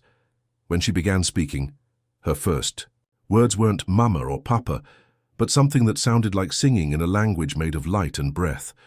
Through Maya's clear sight, Adrian's art evolved in extraordinary ways. He began painting what she described, the shame's gentle expressions, their graceful movements as they tended troubled dreams or amplified moments of kindness. His canvases gained a new dimension, infused with clarity that drew viewers into deeper experiences of peace, as if Maya's direct perception had become a lens through which beauty could be captured and shared. Luna watched her daughter with quiet, understanding that she was witnessing the next evolution in their family's gift. Where Luna had served as translator between human hearts and healing energy, Maya was becoming a direct conduit, able to communicate with the source of that healing in a language only she understood. Sage, moving now with the slow grace of ancient wisdom, smiled knowingly during one of their afternoon visits. "The gifts skip and change through generations," she murmured, watching Maya play while seemingly engaged in animated conversation with invisible companions. Each person receives exactly what they need to serve their particular role in the vast network of connection and healing. Your work, Luna, was to interpret the unseen. Maya's is to make it visible, to speak its language directly. As Maya's first year unfolded in a rhythm of ordinary miracles, Luna realized that motherhood was teaching her another aspect of her gift, nurturing the development of abilities in others, ensuring that the quiet work of love would continue, flowing through generations like light, passing between lighthouse keepers, across the vast, patient sea where every soul eventually learned to trust the signals that guided them safely home. The town began to notice the change. Dreams came more easily, conflicts resolved more gently, and sometimes children would point at empty corners and wave, as if greeting friends only they could see. As Maya's luminous presence made the shame more visible to wondering eyes, so too did whispers of their lighthouse. Town began traveling along invisible pathways that connected one seeking heart to another. The transformation had been so gradual that residents barely noticed how their daily conversations had grown more honest, how conflicts resolved themselves with unusual grace, how even the salt air seemed to carry kindness more efficiently than before. But visitors arrived with the immediate recognition of souls who had found what they hadn't known they were seeking. They came not through advertisements or formal invitations, but drawn by stories that traveled through the mysterious networks, where hope spreads. A therapist whose patients mentioned dreams that no longer frightened them after visiting coastal Maine. A teacher whose most troubled students returned from family vacations, speaking of a place where breathing felt easier. A nurse whose colleagues whispered of a town where even hospital waiting rooms felt peaceful. Helena's postal bag grew heavy with letters addressed simply to the place where hearts rest, or the town that remembers how to listen, as if love itself had learned to navigate postal systems. Luna recognized the need before anyone asked, understanding that her gift had evolved beyond individual healing towards something that could serve entire communities of wounded souls. She began hosting what she called the quiet practice in the lighthouse lamproom during evening hours when the beacon's gentle rotation created moving patterns of light that seemed to dance with the shame's translucent forms. These weren't healing sessions in any formal sense, but gatherings where people could simply sit together in silence, sharing presence rather than words, allowing the accumulated peace of their community to work through collective stillness. The practice required no instruction beyond invitation. Breathe together, release the urgency that had brought them seeking help. Trust that healing often happened not through dramatic intervention, but through patient witness. Luna provided smooth stones from the tide pools for those whose minds grew restless, and Adrian hung one of their collaborative paintings where sightlines converged, creating a focal point that seemed to expand the room's capacity for peace. A kettle whispered on the small stove, cups warmed palms, and ordinary silence did its ancient work. Maya moved among the circles like dawn, learning the room, sometimes pausing beside visitors whose sorrow had grown heavy and still, her tiny hand reaching toward shoulders while her clear eyes tracked movements only she could see. When her bright attention lingered near someone carrying particular weight, the shame gathered too. Their presence felt as gentle drafts in summer air, unmistakable to those who had learned to notice, comforting even to those who simply felt mysteriously less alone. The museum experienced an unexpected renaissance, as Mr. Hartwell rearranged displays so visitors could sit facing the quilt of a long-ago winter, the wooden spoon carved against ache, the child's satchel worn brave by small shoulders.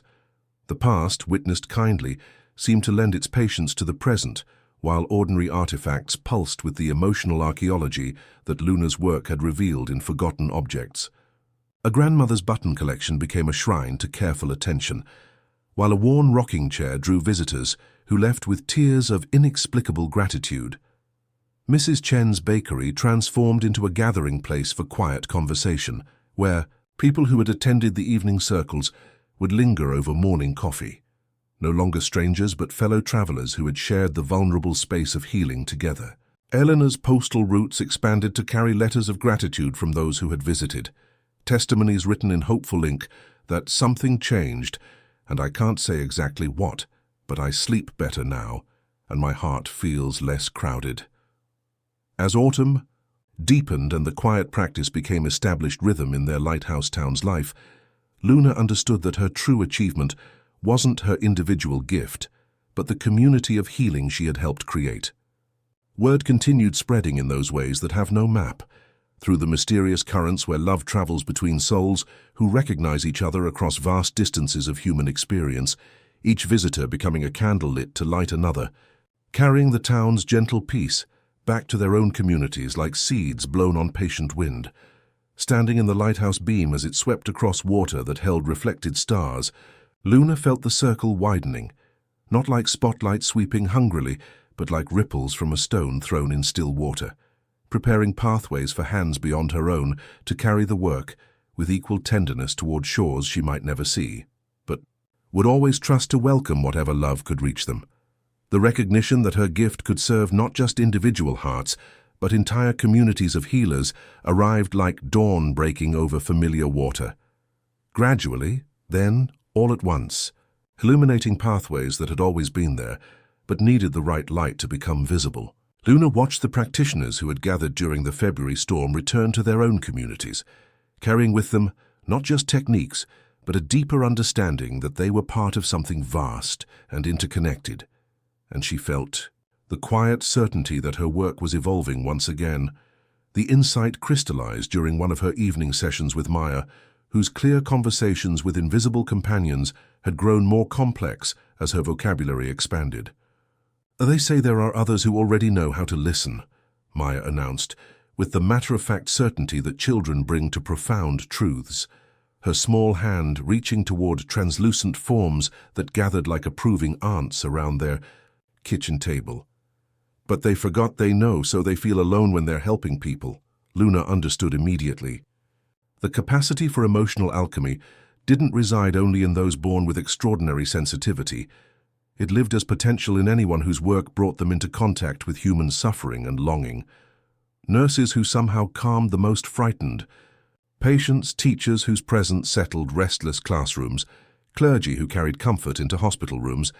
They were already doing the work, already serving as bridges between visible need and invisible healing. They simply needed gentle guidance to recognize and trust what they were already accomplishing through intuition and compassion. She began hosting what she called remembering sessions in the museum's warmest room, where Mr. Hartwell arranged chairs in a loose circle facing the quilt that had comforted generations of winter evenings.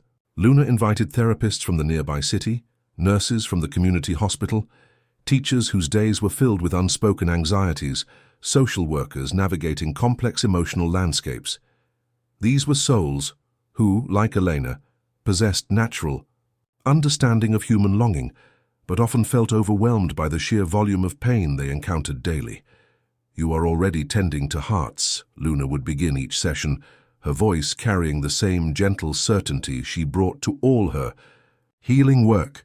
"My gift is simply to help you recognize the forces that are always working alongside you, to understand the language they speak, so you can collaborate with them more intentionally." She taught them to differentiate between the weight of collective anxiety and individual grief, to recognize when a painful memory was ready for gentle touch rather than protective resistance, to understand that profound intervention often meant simply holding space without judgment. The techniques that emerged were deceptively simple, designed to be woven seamlessly into existing practices. Luna showed them how to breathe with distressed clients until their own breathing naturally softened, how to use shared silence to allow unspoken feelings to surface safely, how to recognize the moment when healing wanted to unfold rather than forcing it according to professional timelines. She called these practices of emotional sanctuary, understanding that the goal was creating safe harbor where natural healing could occur, rather than imposing artificial solutions.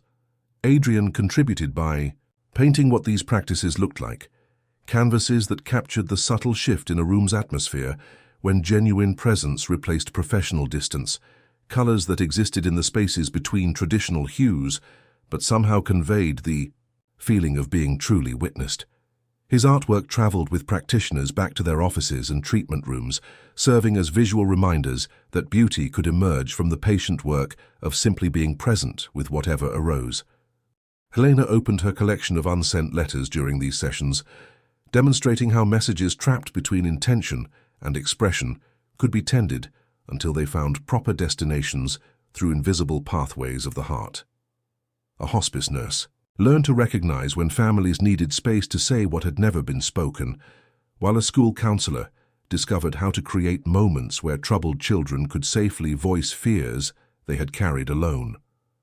Sage, moving now with careful, Steps but unwavering clarity, shared decades of wisdom about working with emotional residue in objects and spaces. She taught them to sense when treatment rooms had absorbed too much pain and needed gentle clearing, how to recognize the difference between spaces that held healing energy and those that had become repositories for unprocessed trauma. A simple bowl of smooth stones from the tide pools, she explained, could serve as an anchor for peace in any environment willing to welcome it. The Shaym were constant companions during these teaching circles, their translucent forms moving among participants, like silent facilitators, amplifying the learning, helping human teachers recognize their own innate capacity for compassion. Sometimes Luna would see them gently guide a hand toward a troubled brow, or soften a voice at precisely the right moment, ensuring that wisdom landed not just in minds, but in hearts ready to receive it. Maya moved among the gatherings with particular attention to those whose gifts had been most dismissed by conventional thinking, her bright presence somehow making the invisible helpers more perceptible to trained eyes. When she paused beside Dr. Sarah Chen, a psychiatrist who had spent years learning to trust her intuitive understanding of trauma's invisible wounds, the Shaym became momentarily visible as gentle librarians organizing collections of human experience that existed beyond the reach of traditional therapy. As spring returned and these trained professionals carried Luna's gentle wisdom back to their own communities, the effects rippled outward like stones thrown in still water. Patients felt more deeply heard, students found their voices, congregations experienced renewed connection, as if the very air had learned to carry kindness more efficiently than before. Letters began arriving through Elena's expanding postal routes, testimonies written in hopeful ink about classrooms that grew calm after shared breathing, clinic waiting rooms where anxiety seemed to dissipate around carefully placed stones, hospital corridors where the simple presence of understanding somehow made difficult conversations possible. Standing in the lighthouse beam as it swept across water holding reflected stars, Luna understood that her true achievement wasn't her individual gift, but the expanding network of healers she had helped awaken to their own capacity for creating sanctuary. Each practitioner had become a lighthouse in their own community, tending beacons that guided others toward the safety of shores where love could do its patient work of transformation, ensuring that the gentle arts of emotional healing would continue flowing between generations like light, passing between keepers, who understood that some of the most essential work happened in darkness, illuminating pathways home for hearts that had forgotten they were never truly alone. The town itself had become a teaching ground where ordinary miracles unfolded daily, preparing Luna for the next evolution of her work. The gathering of communities that Elena's letters had begun to announce, where lighthouse keepers from distant shores would come together to share the accumulated wisdom of tending to the vast, beautiful and sometimes difficult landscape of human hearts with patience, presence, and the quiet certainty that love was always working, even when its presence felt invisible, as morning mist over gentle waters. The letters that filled Elena's expanding canvas bag through the summer months carried more than correspondence. They pulsed with the recognition that Luna's work had awakened, something ancient and necessary in hearts scattered across vast distances. Each envelope bore careful scripts from places like mountain towns in Colorado and desert communities in New Mexico, written by souls who had discovered their own versions of Luna's gentle alchemy, their own ways of transforming emotional wounds into sources of wisdom and strength. Catherine wrote from her practice among veterans in the Colorado Rockies, describing how high-altitude stones seemed to absorb nightmares and transform them into dreams of safety, her techniques echoing Luna's tide pool work, but adapted for thin air and pine-scented silence. James sent detailed accounts from the Pacific Northwest, where ocean-smoothed glass helped grieving families release what needed releasing while holding what needed holding. His driftwood carrying wisdom that hummed in frequencies Luna immediately recognized as kindred. The idea for bringing these scattered lighthouse keepers together emerged as naturally as morning mist rising from the harbor, born from the accumulated weight of recognition in Elena's correspondence and the quiet certainty that their individual gifts had always been part of something larger, more interconnected than any of them had previously understood. Luna worked with Elena to extend invitations through their growing network, with Adrian to prepare visual documentation of their collaborative techniques, and with Mr. Hartwell to arrange the museum spaces where ancient wisdom could be shared, in comfort. They arrived on a fog-wrapped morning in early September, stepping off buses and trains with the careful attention of people entering sacred space. Catherine carried her worn leather satchel filled with smooth stones that hummed with mountain patience, while James brought driftwood that had learned to hold ocean wisdom in forms Luna had never encountered. Maria from Texas arrived with pressed desert flowers that pulsed with resilience born of harsh beauty, and Samuel from Vermont carried maple leaves that whispered of seasons that had learned to trust their own cycles of transformation. The great gathering unfolded over a week, with the unhurried rhythm of tide returning to familiar shore, less conference than communal breathing. Days were filled with sharing circles in the museum's warmest room, where Mr. Hartwell served lemon bars and carefully wrapped sandwiches, while participants demonstrated techniques that had never been documented in textbooks but had been passed through generations of those who understood that healing often happened in the spaces between words. Elena facilitated a continuous message exchange at the post office, inviting participants to write down burdens they wished to release or hopes they wished to amplify, then choose messages left by others, allowing anonymous wisdom to offer unexpected comfort.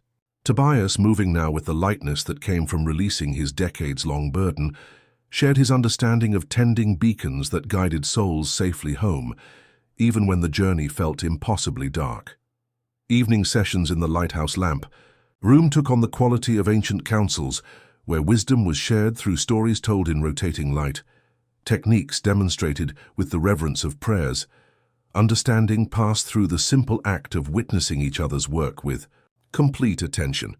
The shame became more visible during this concentration of sensitive souls, their translucent forms moving through gatherings like gentle hosts, drawn by the recognition that these scattered healers had always been part of their ancient network of tending to human hearts.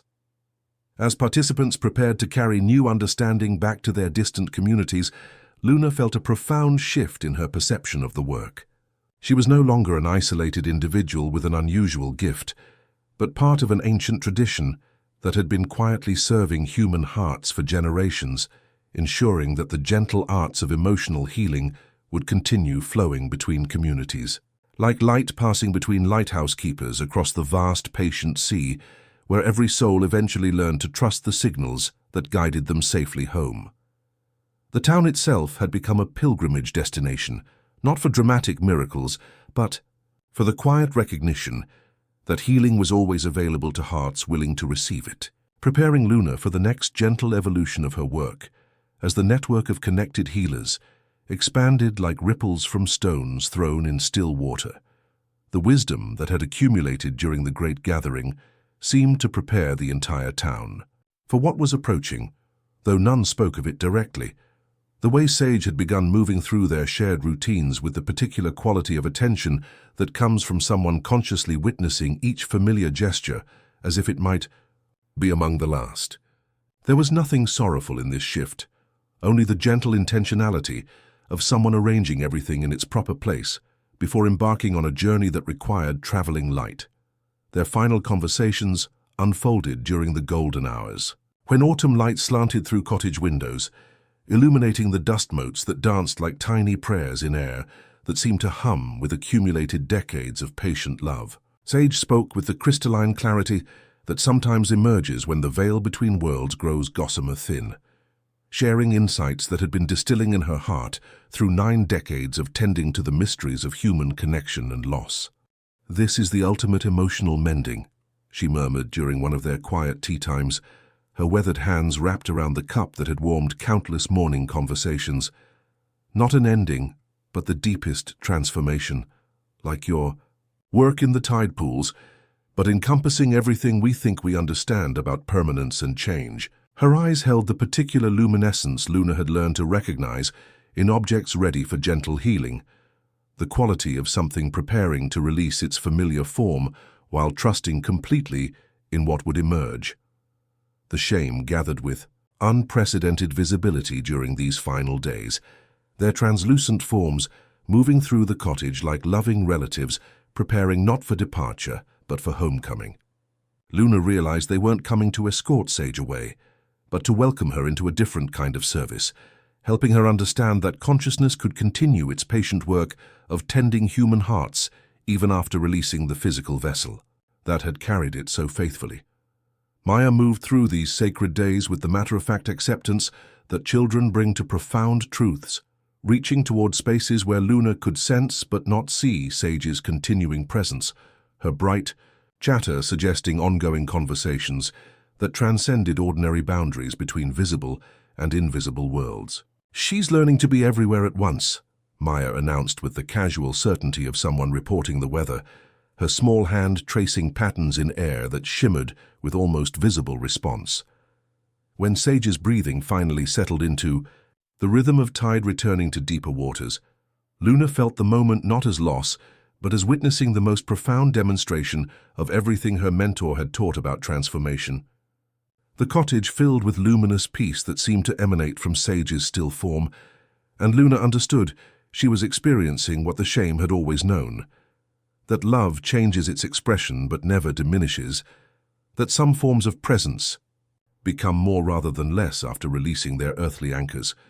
The celebration that followed honored transformation rather than mourning absence, held in the lighthouse lamproom where the beacon's gentle rotation created moving patterns that seemed to dance with increased numbers of translucent figures.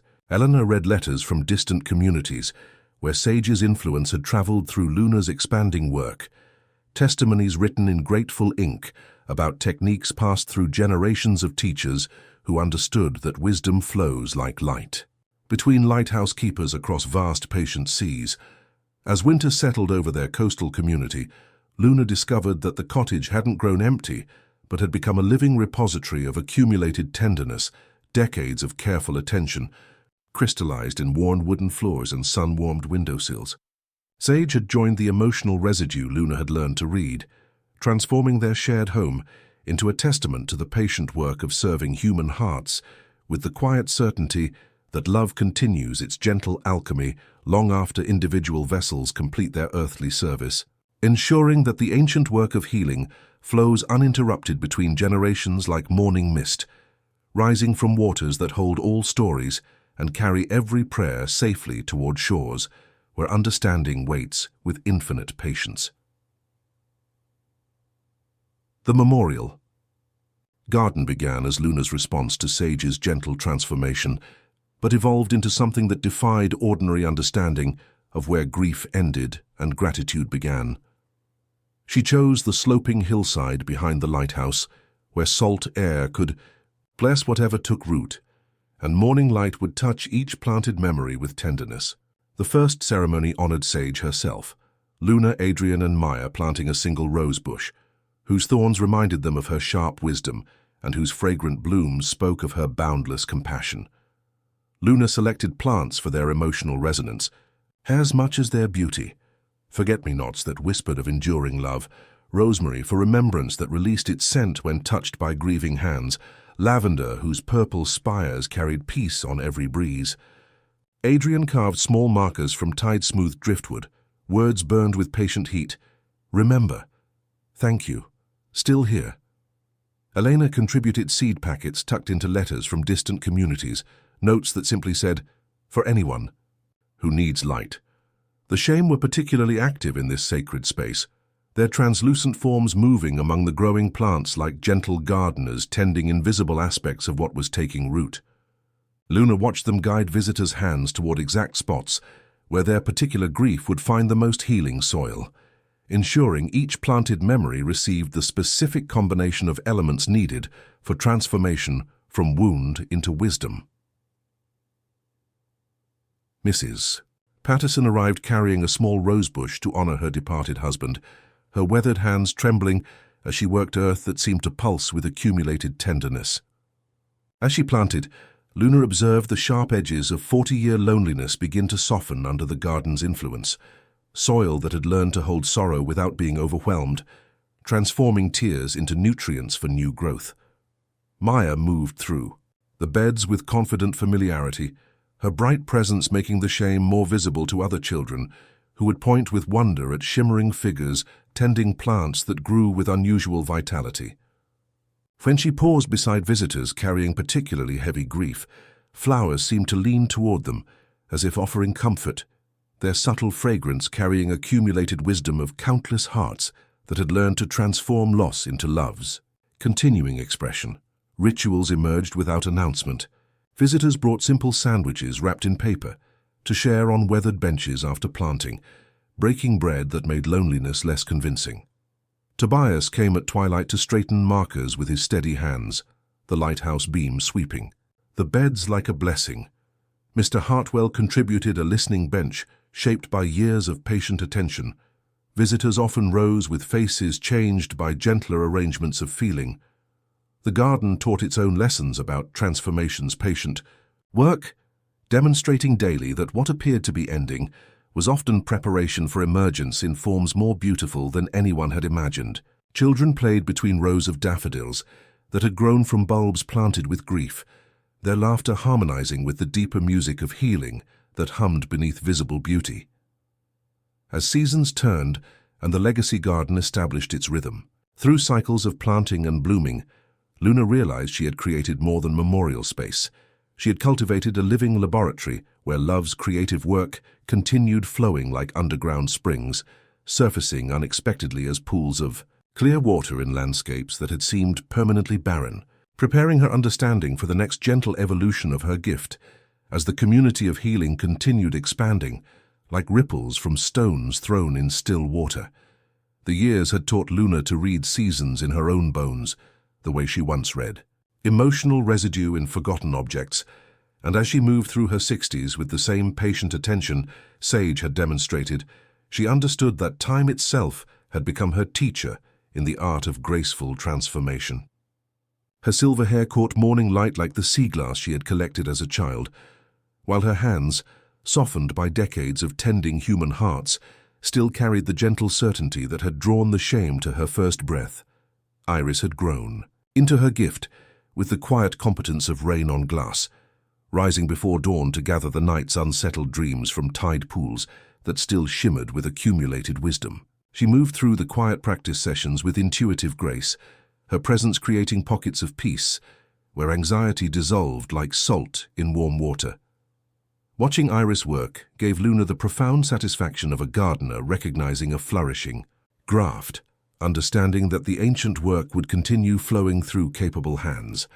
Maya translated wonder into forms the world could witness, her paintings capturing not faces, but emotional landscapes, the precise moment when grief transformed into gratitude, the gentle alchemy that occurred when wounded hearts encountered patient love.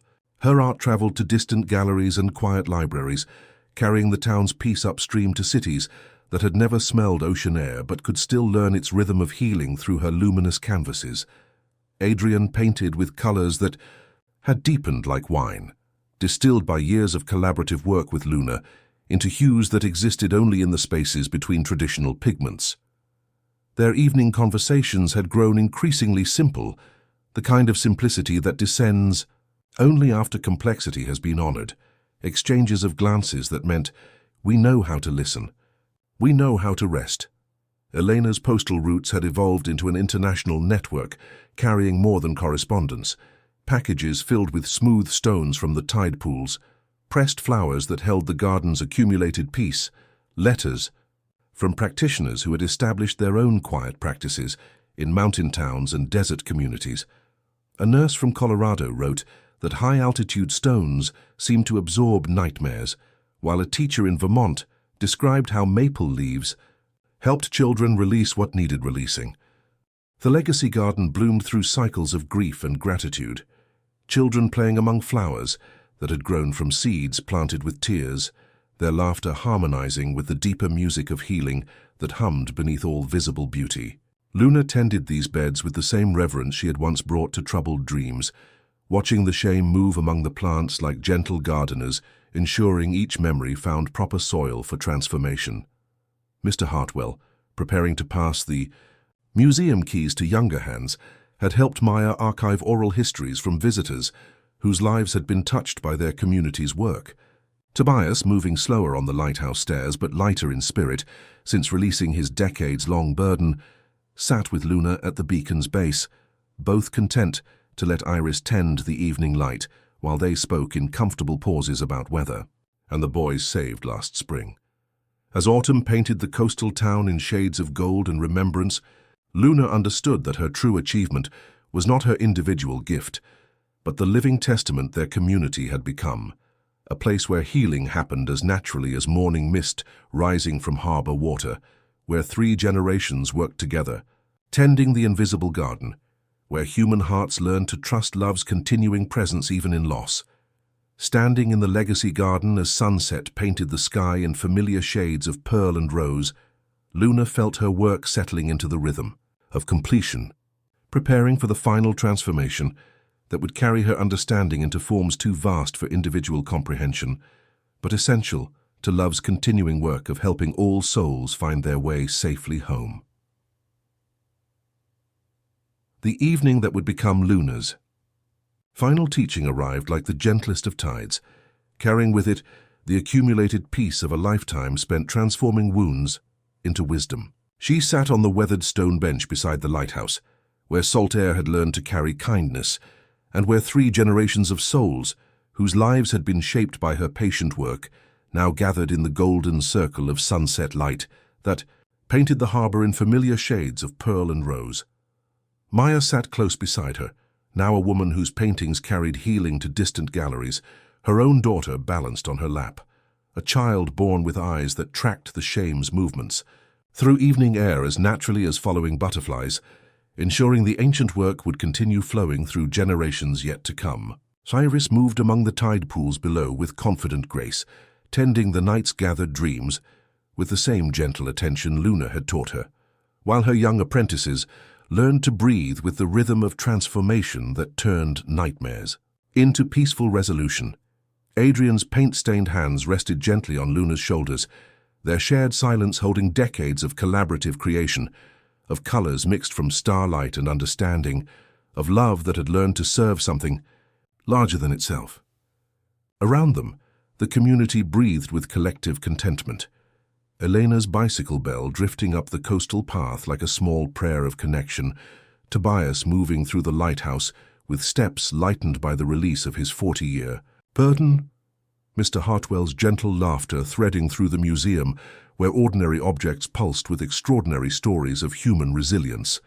Luna felt her awareness expanding, like morning mist rising from harbor water, encompassing not just her individual presence, but the entire network of healing that had grown from her childhood gift, of sensing emotional echoes in forgotten things. She could feel it all. The tide pools where dreams learned to transform, the legacy garden where grief bloomed into gratitude, the quiet practice sessions where silence did its ancient work of mending hearts, the distant communities where practitioners carried her techniques like seeds blown on patient wind. "I understand now," she said, her voice carrying the crystalline clarity that emerges when souls prepare for their deepest transformation. The Shaym were never separate beings visiting our world.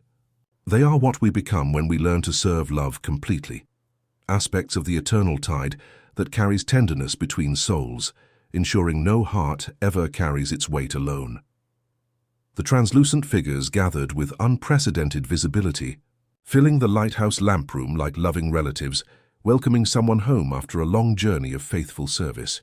Maya's daughter reached toward them with the wonder of greeting familiar friends, while Maya herself described their gentle expressions of approval, their graceful movements as they prepared to welcome Luna into a different kind of presence as the first stars appeared in the darkening sky. Luna felt herself becoming part of the lighthouse beam itself, not departing but expanding, not ending but joining the eternal rotation that had guided countless souls safely home through whatever darkness they encountered.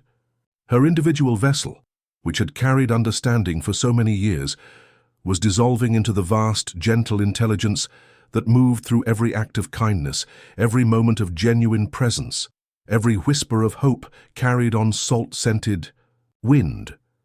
The transformation felt like the ultimate emotional mending Sage had spoken of, not loss but the deepest recognition that love changes its expression but never diminishes.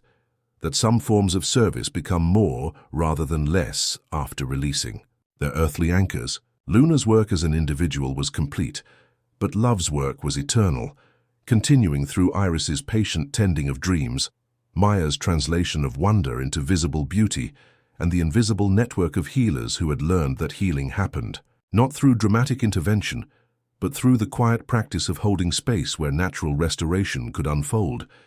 And with that understanding, she stretched into the stars, her gentle presence joining the vast constellation of compassion that tended all dreams and carried every prayer safely toward shores where peace waited with infinite patience. Somewhere in the space between one heartbeat and the next, she continued flowing like morning mist over waters that held all stories, still tending to the garden of human hearts with the quiet certainty that love was always working, even when its presence felt invisible as breath on gentle air. Thanks for spending this time with us. Sleep well. Everything's going to be okay.